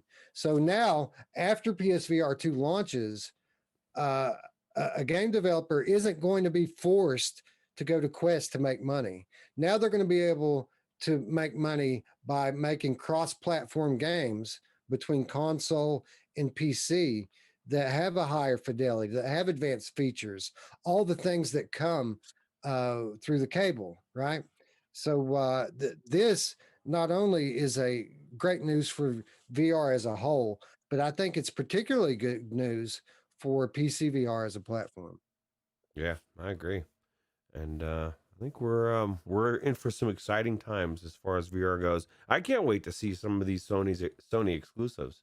You know, God, dude, they're going to be the best games we've ever seen. There's no question. like I'm thinking of like I like some of those games. Like of course it's not exclusive, but one of them that I saw today was the Harry Potter game, and even that would in VR would be amazing. But I'm thinking of like the Spider-Man game, dude. Just even the most recent one. Just put that game in VR as it is, third person would be phenomenal. And I think that's what people forget is even just like the average Sony exclusive. That's an amazing game, like Horizon Zero, whatever that Horizon game that's coming out. That would be amazing in VR, right? And it's possible. It's possible that game comes to PlayStation VR. We just have no idea what they're going to put out. So Yeah, and I think a lot of people are speculating that that's the Fire Sprite game, right? That the game that Fire Sprite Games are working on. I'm not so sure about that. The only things I know is one that Fire Sprite has been working on this game for years at this point, and two, I'm fairly certain that we are going to get this Horizon game from somebody, whether it be Fire Sprite or someone else. Now, people like to speculate that maybe this Fire Sprite game is going to be a PSVR 2 game. I don't think so. I think that this is going to be a first gen PSVR game. Again, they've been working on it for years. I mean, they could drag it out for another 2 years before they launch, but I don't think that that's necessarily a given. I think that we're going to see PSVR 1 get the end of life treatment that we see Sony's consoles get, which means it's not going to have as many big releases as it did during its peak, but we're going to get a few. We're going to get few more big releases for PlayStation VR before it goes away, and we very well could see that tomorrow. On the state of play, we could start to see that. Maybe we'll get a big VR announcement tomorrow, whether it be Resident Evil 8, could be what's next from Impulse Gear, right?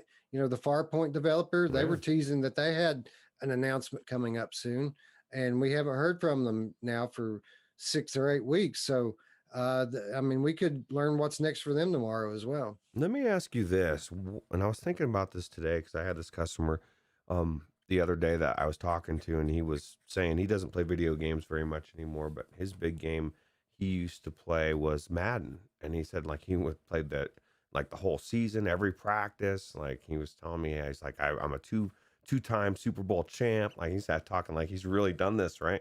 Because he did.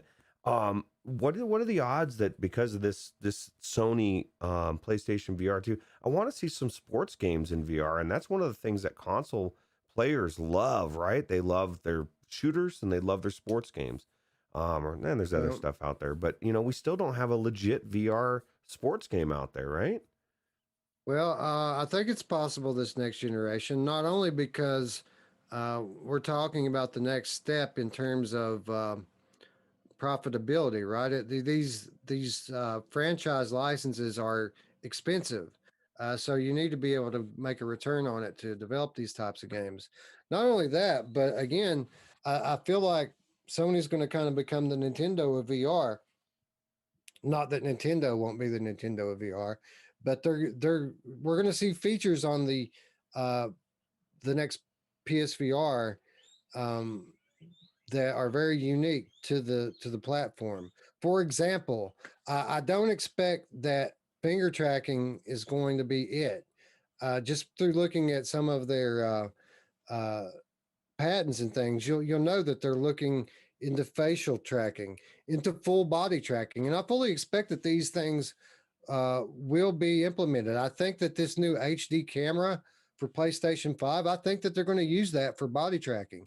And now, if you're talking about a VR system that can track your whole body movements, you're talking about an immersive sports game, right? Mm. So I think it's very possible that we could see this stuff next generation, not only because the tech will be evolved, but the platform, the marketplace will have evolved as well. Yeah, I want to hear the first story of somebody that's broke their TV with their foot playing some soccer or something.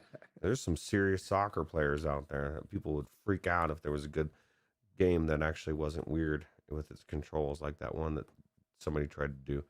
Um, but yeah, no, I'd say that's the thing. I'm waiting for, because there'd be one more thing, because there's those people that's all they do is they play sports games. And if you could tell them, hey, the Sony, the new PSVR 2 has got the new Madden in there, people would be like, well, shit, dude, I'm in. They're going to be in. They've already Yeah. got their PlayStation, right? So, Yeah, if you see games like this anywhere, it's going to be on PlayStation. It's the only place you'll ever see anything like that because, again, Sony is an entertainment company. This is what they're bringing. Sony is not, or Facebook is not a competitor for Sony. I mean, they're both VR, but, Sony isn't trying to sell my dad VR to use as a social instrument. Sony isn't trying to sell my boss VR as a training tool, right? Sony's trying to sell me VR to play games and watch movies in, to be entertained in. And mhm. I think that if you see any of these types of sports games anywhere, it's going to be on PSVR. Now, that said, I do fully expect at some point that Nintendo is going to get into the VR game as well. But I think when Nintendo does it, they're going to do what Nintendo does. It's going to be kind of it's going to be from a technical standpoint, it's going to be a little bit of yesterday's tech, but used in a revolutionary way to sell you Mario, to sell you Zelda, to sell you Kirby, and all of these, uh, you know, priceless IPs that they own. I think that that's what Nintendo will use their VR headset to do.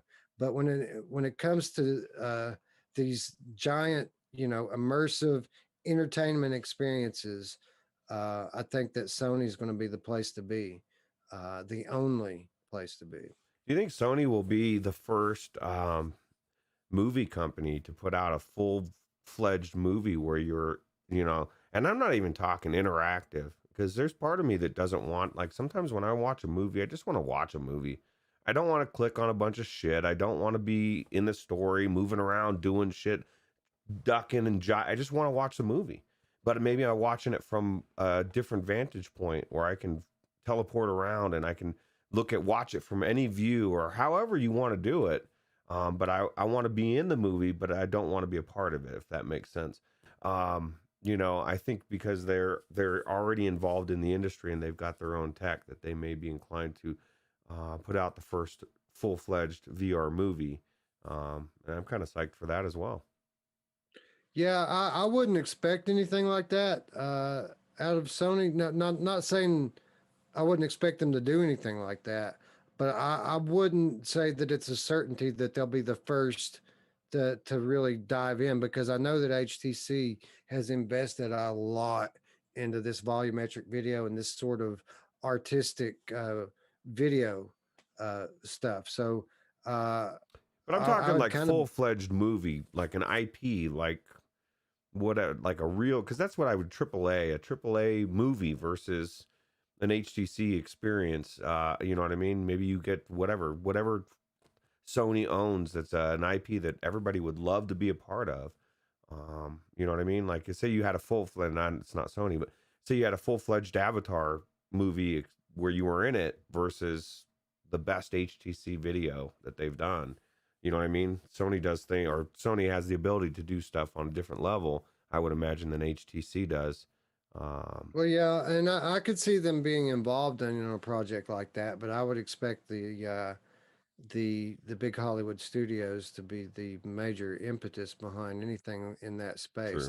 Now that said, maybe Sony steps up The old theater system is kind of dying out in today's new post apocalyptic landscape. Um, so maybe Sony does take the initiative to make big screens, uh, all digital universe of reality, and get into these fully immersive, 360 movies that you can sit in the middle of and watch. I don't know. It's a possibility, but because they do, I mean, Sony Pictures is a thing, right? They Hmm. they they make the Spider-Man movies. This is they're a movie company. They're a entertainment conglomerate. I mean, they have so many different wings. They have their hands in so many different pots. Most of them entertainment related. So certainly, it's a possibility. Yeah, that's exactly it too. Is like you said, you alluded to, the movie industry and as a whole is dying. 'Cause people aren't watching movies, they're not going to the movies. The stories Not kind of suck. not really the movie production industry, but the movie distribution side Right, where is how people, decimated. yeah, well, and it's just it needs something. It needs something different to bring people back into it, and that would be something that may change things to where you don't even need to go to the movies anymore, and now you get to be in them. It's in a different format. It's more interactive or more immersive than they've ever been, and maybe it draws people back in. I mean, I would submit that if they just started writing scripts again, that would draw people back in, but they seem to have stopped doing that for the most part. But as a whole, the industry. But Gamertag VR says that that's the possible knock-on effect. That by 2023, Nintendo could actually get into VR. I think that is almost a dead certainty, and I don't think that it's so much going to be a knock-on effect from PSVR 2 as a knock-on effect from PSVR 1. I think that these Nintendo guys, there's no way those guys didn't play Astrobot Rescue Mission. There's no way those guys didn't play that, and that was such an amazing experience. Those guys have to know how great Mario would be in VR, and I absolutely fully expect it to come as a result of Astrobot Rescue Mission.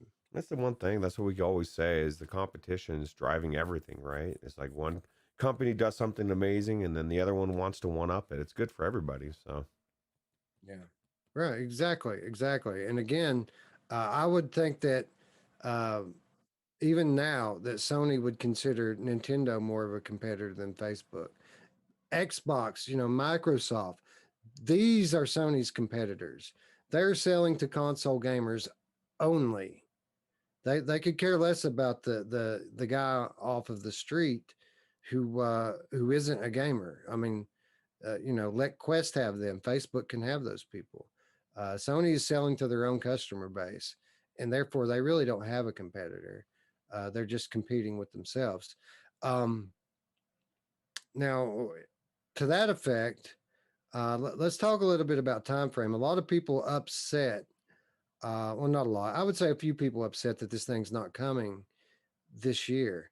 But again, anybody who takes a step back and looks at things logistically, I mean, it's obvious that they wouldn't have this thing out this year.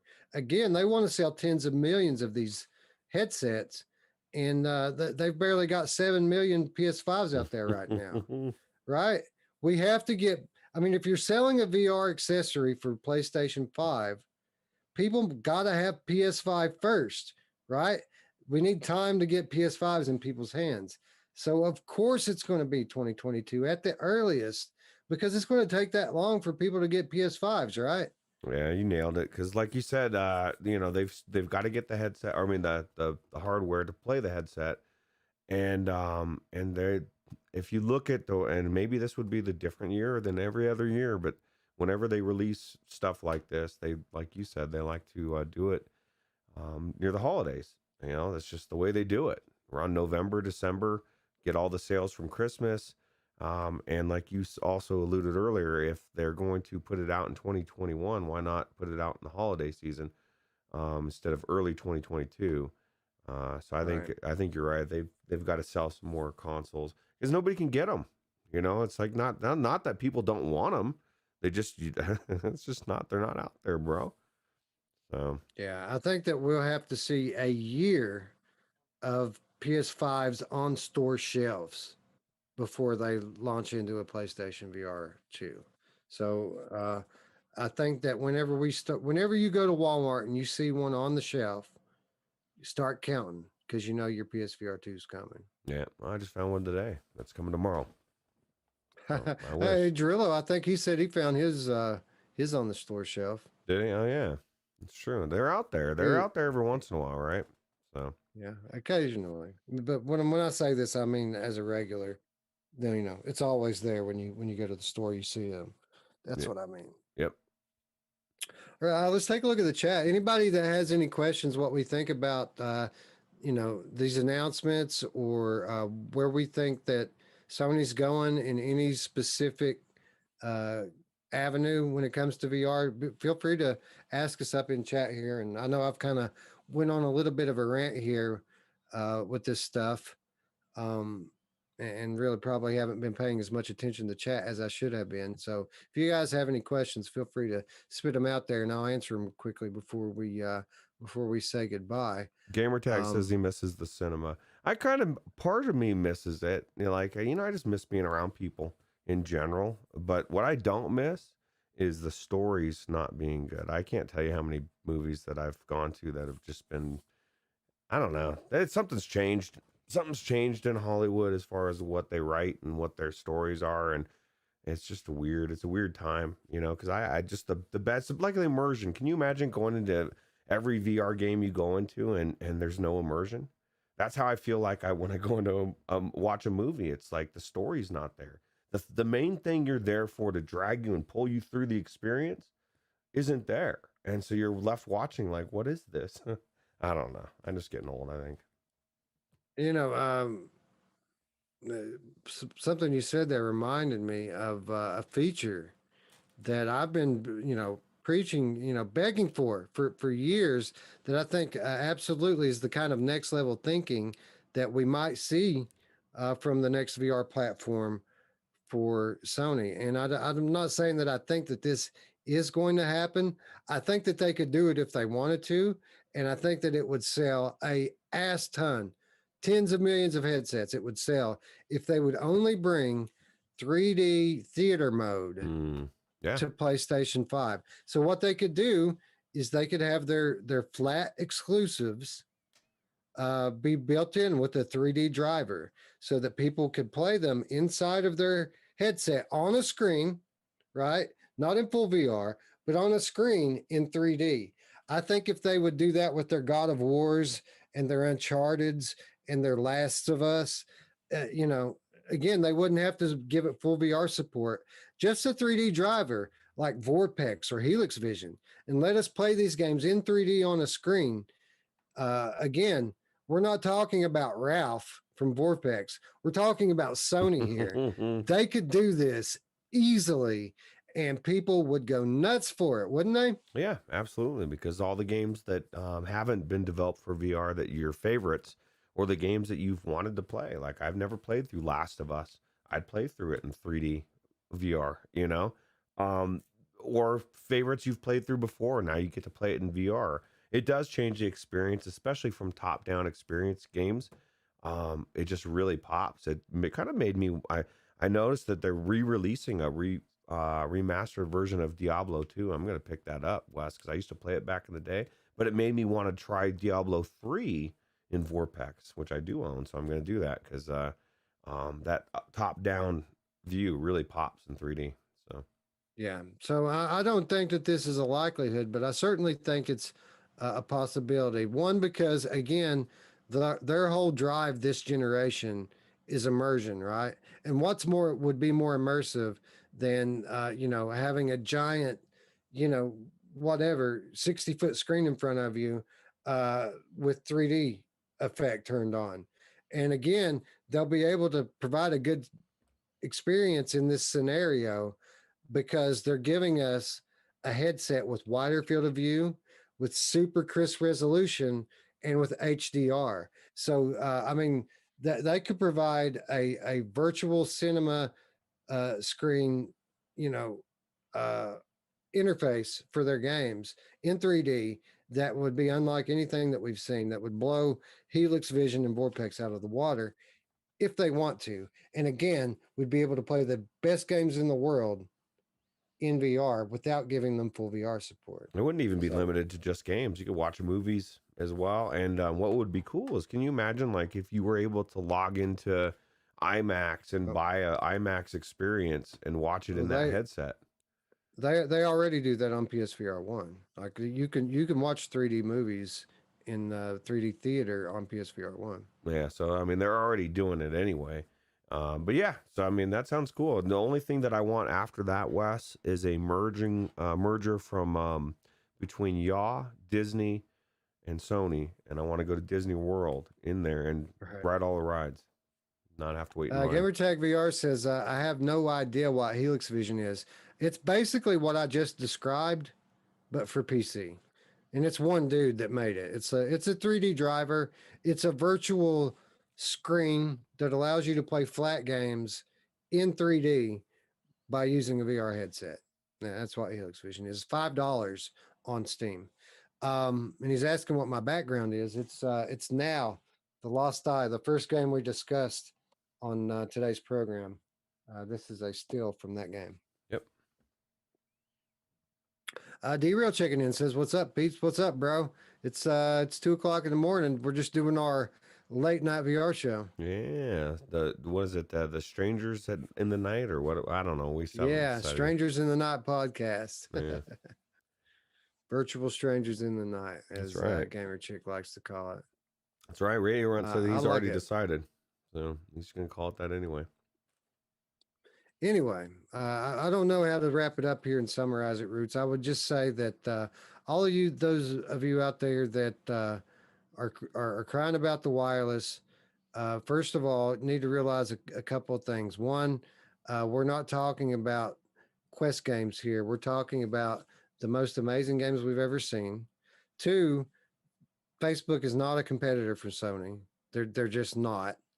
And three, Sony wants to keep the cost down, obviously, so they can sell a lot of these things. And a wireless solution to a wireless solution for high fidelity VR would be a very expensive thing to put into the headset. With regard to PlayStation VR 2, I expect it late 2022, not any sooner. I don't think that they're going to wait until then to release Resident Evil 8 VR. I think that it could be that long before we get Gran Turismo, but not Resident Evil 8. I think that we're going to have awesome tracking. I think we're going to have the best controllers in VR to that point, period. I think we're going to have interesting features such as full body tracking.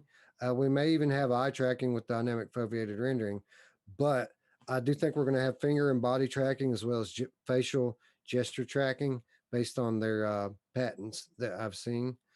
And I think that we're going to have sequels to our favorite games and a new aim controller. So in summary, it's good to know. It's good. We already knew, right?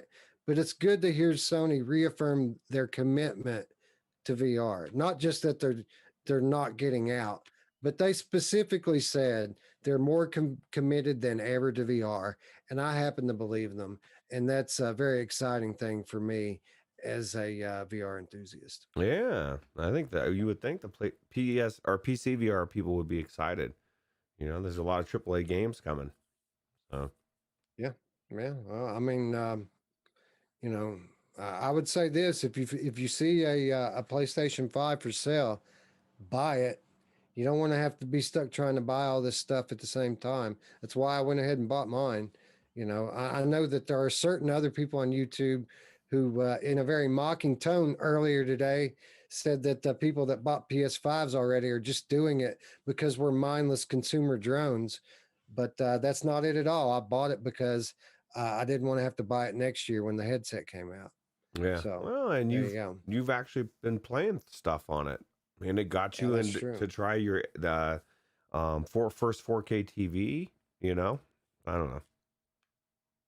Yeah, Onakazi says I could see it maybe end of March 22 at the earliest. If they could do that, Onakazi, then I think that they could hit December 21, which would be a much more profitable thing for them to do. I hope you're right. I'll say that. I hope it is early next year as opposed to late. I don't really think that it's going to be. Yeah, maybe they'll rush it before 2023 for the final lockdown. Got to get some VR into people's houses. So Void Citizen checking in says, I got a hunch it'll have some significant field of view. Yeah, I'm expecting around 140 degrees, to be honest. 135, 140, that's where I expect it to land. And again, we're talking about super high resolution HDR OLED screens, most likely. I think it's going to be beautiful. Now let's be clear. Uh, from a pure spec perspective, there's going to be LCDs on PCs at that time that have technically more resolution. But as was the case with PSVR versus Gen 1 PCVR, specs aren't going to be everything. And I do expect that the Sony quality of their products is going to produce a better looking experience than even things that technically have more resolution on PC. yeah, I just want to get all my favorite IPs in VR. That's what Dude, I just matters. want Rush of Blood 2 and Farpoint 2. Dude, I just want sequels. I said it yesterday that if all they did was sequels, just sequels and nothing else, I would be ecstatic. Like that's all I want. I want my favorite games to have sequels, and I'll be happy. Robinson the Journey sequel. That's I'm not a just kidding. bad game. It's not a bad game, but it's not a game that I'm interested in seeing a sequel for. For me, I want a real dinosaur. I want real fucking dinosaurs. Well, I think we're going to get it closer to a lot closer to real dinosaurs on the next gen stuff for I sure. think so. Absolutely. Starblood 2 says Void Citizen. Absolutely, Starblood 2. I could almost cry when they shut that one down, bro. Yeah. And by the way, Void, I saw your friend, I'm sorry, your party invitation after I got out of VR last night. Not that I would have been able to join had I saw it in VR because I was recording when I was in VR, but that's the reason I didn't join. I saw it after I was out, and I ended up crashing about 5 minutes after I saw the notification. Mm. Yeah. It's late night. Unakazi says Moss 2 and Blood and Truth 2. Absolutely, with Blood and Truth 2. I think that's a no brainer. Now, with this Moss 2, I keep hearing people mention Moss 2 as maybe a PSVR 2 launch title. I hope not. I hope we don't have to wait that long for Moss 2. I was fairly certain that we would get Moss 2 this year, and I'm going to stick to that. I think that we're going to see it this year. Yeah. Yeah. I mean, because it's not all about PlayStation VR, right? It's gonna got the other platforms, and Quest is so successful. I don't think that the people that made Moss are gonna want to wait for a PSVR 2 release. You know, it's about time for Moss to come out now. You know, or Moss 2. Yeah. Well, I do think we'll be seeing that. We'll at least have an announcement by the summertime for sure. Yeah. Um, let's see here. I saw something else. Oh, he says bring back that VR sports game that launched with the system. Yeah, actually, your Roots was talking about sports games a minute ago. There was a basketball game that launched on Steam VR this past week that actually don't look terrible. It looks like it's half decent, actually. Hmm. What is it? What's it about? I mean, is it like I know there was one a while ago that was like top down, and it wasn't that good, but that was a while No, ago. no, this is a first-person basketball game. Okay. Yeah. Well, see, somebody's gonna do it. It's coming.